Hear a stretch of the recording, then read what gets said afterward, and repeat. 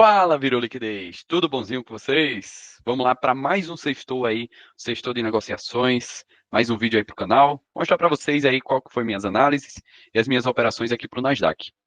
Aqui no pré-mercado, eu estava com a expectativa, um viés de alta. Por quê? Qual foi o motivo de eu estar com esse viés? Primeiro, aqui analisando por esta planilha, olhando para o Nasdaq cheio, a gente observa que teve um grande aumento aí de posições compradas, né? Então a gente até percebe aí a curvatura aqui para cima, isso para o Nasdaq cheio. Para o micro Nasdaq também a gente percebe que teve um grande avanço aí, né? Ó, percebe essa curvatura de compradores que tivemos aí, né? Ou seja, tem pessoas com apetite a risco, comprando bolsa, investindo, então estão com apetite mesmo, querendo comprar bolsa. E a gente percebe, né? A gente observa que tivemos aqui, ó, uma saída de muitas pessoas que estavam vendidas entrando compradas. Então a gente observa aqui essa curvatura aqui bem acentuada aqui para cima, né? E a gente viu o Nasdaq, né, entregando belíssimas movimentações aí de alta. Então me deixou enviesado aí para alta também para essa semana. Observando aqui também o SP500, observamos que também tivemos compradores entrando, então temos aqui ó, uma curvatura aqui para cima. Aqui, olhando também para o VIX, observamos aqui no VIX que de fato as pessoas estão corajosas, estão tomando risco mesmo, então a gente percebe aqui o VIX caindo. Se o VIX cai, mostra que as pessoas estão corajosas, não estão com medo, estão querendo tomar risco e aí faz a bolsa subir, né? Então confirma aquele nosso viés, olhando aqui para as bolsas, né? Olhando para o SP500, olhando para o Nasdaq e tudo mais, e a gente vê, né? Confirma isso daí mesmo, que as pessoas estão querendo risco. Agora, uma coisa que me chamou a atenção foi observando aqui o Dow Jones, né? A gente percebeu aí que muita gente começou a vender Dow Jones. E olhando aqui também, tá? Só a título de curiosidade, próxima semana a gente vai ter aí os dados de inflação para a próxima semana. A gente observa que o esperado, o forecast aqui, é que haja um aumento sim na inflação, tanto a parte mensal como a parte anual. Então, possivelmente, as pessoas já estão precificando, já estão aguardando que haja de fato esse aumento na inflação. E aí a gente percebe aqui, né, o Dow Jones é um ativo que se antecipa diante desses cenários macroeconômicos, né? Então, a gente observou que, de fato, as pessoas venderam bastante. E olhando aqui para o gráfico, olhando aqui para o Dow Jones, vimos que o Dow Jones caiu muito nessas semanas, né?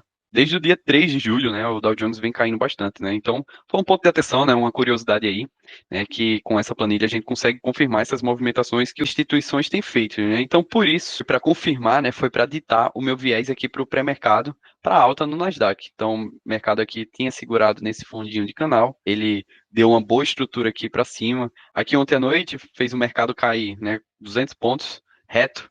Foi o Trump anunciando que ia tarifar o Canadá e tudo mais. E hoje já teve, né, um comunicado que parece que eles entraram, né, eles chegaram a entrar em algum acordo, ou ligaram, enfim, ou marcaram de fazer, né, fazer essa ligação, não sei, não cheguei a olhar a fundo ainda isso daí, mas sabemos que é algo otimista, né, então a gente tem observado muito isso daí, o Trump vindo com essas tarifas, depois, é aquele morde e assopra, né, então temos observado bastante esse cenário. E aí, com isso, tinha uma expectativa aí de alta para o Nasdaq, tá, para pelo menos mitigar aqui essa região de Londres. Se a gente também traçar uma FIBO de toda essa alta aqui, pelo menos mitigar aqui o 61, essa região aqui e tal. Então, estava com essa expectativa. Mas não imaginava que o mercado ia subir de cara. O que é que eu esperava? Para ser bem sincero, no momento aqui da pré-abertura, eu achei que ele viesse manipular aqui, essa região, para fazer o pessoal acreditar que o mercado era de queda e depois dar uma estrutura aqui compradora aqui para gente. Essa era a minha expectativa aqui para o pré-mercado. Infelizmente, ele subiu reto sem deixar nenhuma estrutura compradora aqui nessa subida. E depois disso, o mercado chega aqui nessa região aqui de 50% do canal, mitiga essa região aqui de liquidez e de fato entrega, né, faz aquela movimentação que a gente estava aguardando que fosse acontecer no pré-mercado. Só que infelizmente aconteceu no momento em que eu estava fazendo um exame com minha esposa, né? Minha esposa está grávida, então estava lá acompanhando ela e foi nesse exato momento. Infelizmente eu perdi essa alta, era a minha expectativa que viesse a ocorrer. Depois, aqui até deu uma possibilidade de compra, foi até uma compra bem parecida com o que eu fiz ontem na venda. Essa daqui, o mercado na abertura já demonstrou interesse vendedor, nossa expectativa aqui, nosso viés era de queda, e aí ele deixa um reteste aqui nesse Fair Value Gap. Então foi a mesma, né, operação bem parecida, só que na compra, né, pro lado comprador, aqui, ele deixa seu interesse comprador, deixa um gap a ser mitigado, ele mitiga essa região e aí dá sim essa possibilidade. Infelizmente também perdi essa possibilidade aí de compra. Quando eu fui ver, ele já estava aqui nessa região. E aí, para eu não ficar de fora, eu decidi comprar. Foi uma compra muito mais arriscada, tanto que eu entrei com um micro só, para eu também não ficar de fora, né, nessa seja, quis entrar. E aí meu stop ficou aqui abaixo, tá? Um stop bem baratinho de 10 pontos, é tanto que, novamente, eu entrei com um micro, eu tenho que tinha ficado aqui no 61. Foi isso. E aí ele até chegou a entregar, né, um movimentinhozinho assim, né, fraco, mas entregou, e aí depois estopou a gente. Depois entregou um belíssimo movimento aí de alta, era uma operação mais arriscada. Eu não gosto de fazer essas operações onde já tem sido entregue, no máximo era para ter sido feito aqui ou aqui. Aqui sim é o nosso carro-chefe de operação.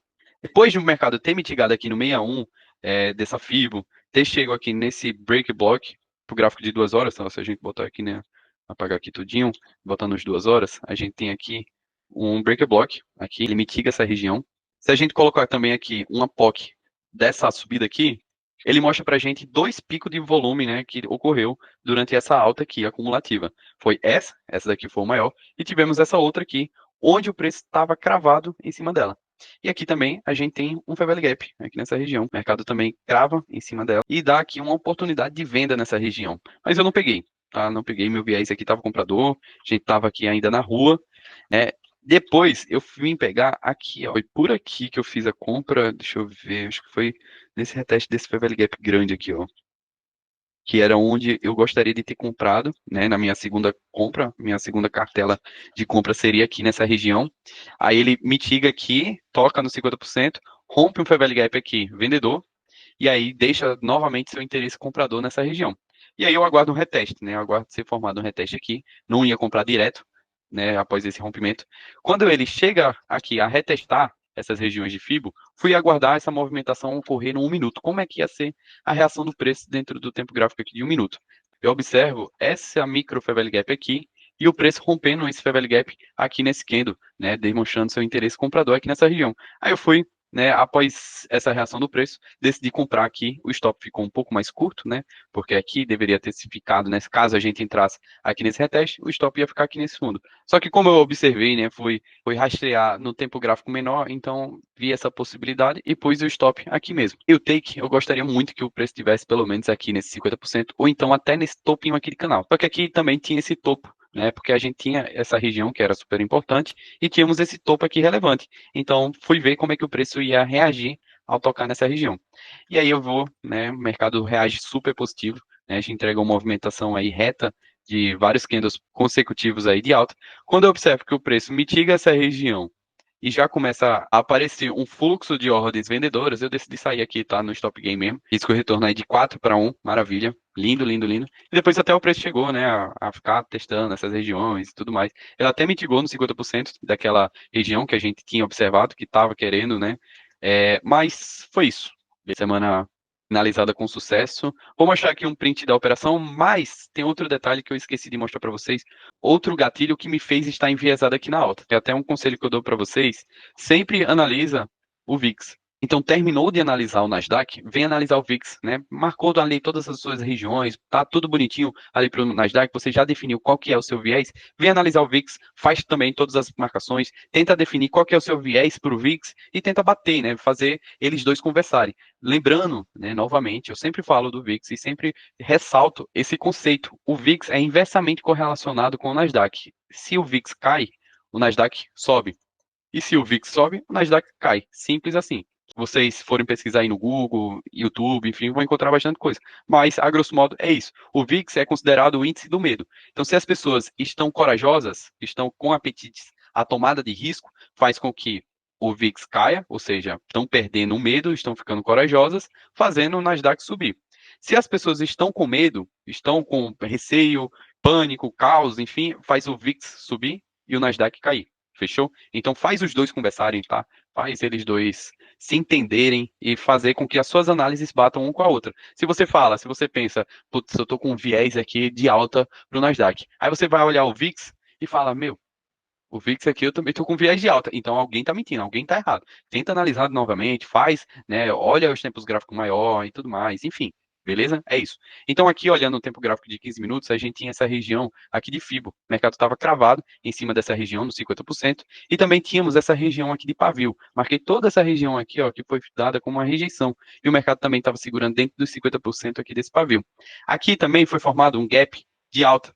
Então, imaginei que o mercado viesse a mitigar novamente esse gap aqui. Portanto, se o VIX cai para essa região, faz o Nasdaq subir. Perfeito. Feita a nossa análise aí para o pré-mercado. É isso aí, pessoal. Fechou? Fica aí de dica aí para vocês. Vou mostrar aqui também o print da minha operação. Foi essa aqui a operação, né? O mercado, como eu disse, esperei ver como é que ia ser a reação do preço ao tocar nessa região aqui de liquidez. Quando eu vi que apareceu o fluxo vendedor em cima dessa região, aí eu protegi, né, no stop gain, chegou a pagar uns $230. Entrei com 2 micros mesmo, o stop ficou aqui abaixo e foi isso. Fechou, turminha? Tamo junto, então. Bom final de semana a todos. Vão descansar, vão relaxar. Se você gostou, deixe seu comentário, deixa um likezinho aí, se inscreva no canal. Batemos a meta, hein, de 400 inscritos. Muito obrigado a todos que se inscreveram. Espero que estejam gostando. E compartilha com seu amigo aí. Agora vamos dobrar a meta. Vamos chegar lá nos 800. O que é que vocês acham? Vamos que bora, vamos que bora. Confio em vocês. Tamo junto, pessoal. Forte abraço. Se tiver alguma dúvida, comenta aí. Valeu!